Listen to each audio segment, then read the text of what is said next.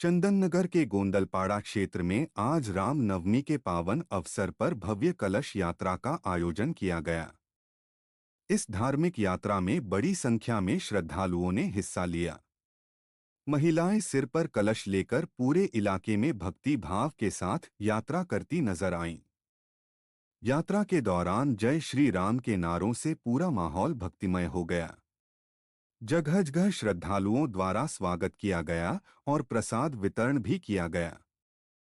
यह कलश यात्रा स्थानीय संगठन धाम सेवा समिति द्वारा आयोजित की गई, जो पिछले कई वर्षों से रामनवमी जो है आज न केवल बंगाल, पूरे भारत में बल्कि विदेशों में भी मनाया जा रहा है। और राम जी का पूजन क्यों है? राम जी मर्यादा पुरुषोत्तम कहा जाता है उन्हें, क्योंकि वो हर किरदार में फिट बैठते थे।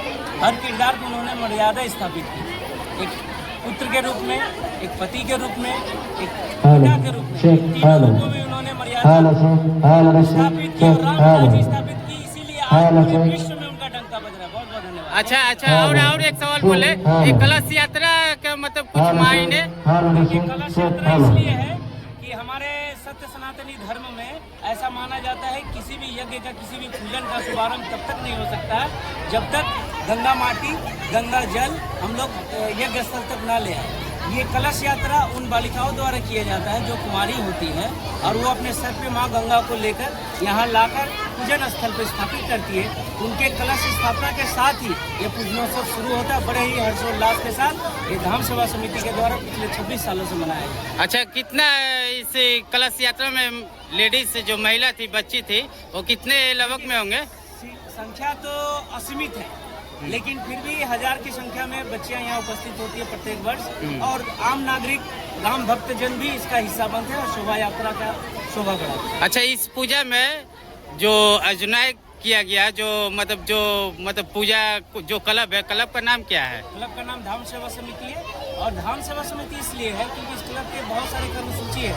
पूरे वर्ष में क्लब जो भी करता है उनमें सर्वप्रथम हम लोग रखते हैं सेवा।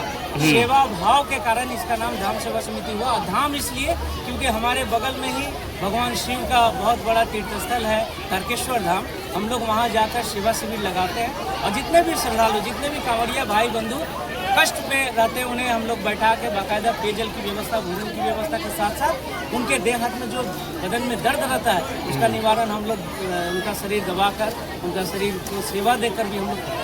अच्छा, और आगे का प्रोग्राम कुछ है? बहुत सारे सांस्कृतिक कार्यक्रम होते रहेंगे। और आज का एक विशेष कार्यक्रम है जो कि इस अंचल में काफी अरसे बाद हो रहा है और इस प्रांगण में पहली बार हो रहा है। 24 घंटे रामायण पाठ। हमारी युवा पीढ़ी इस चीज को भूल चुकी है। हम लोग चाहते हैं युवाओं तक इसका संदेश जाए। रामायण क्यों हम लोग पढ़ते हैं, क्यों? आप देखेंगे हमारे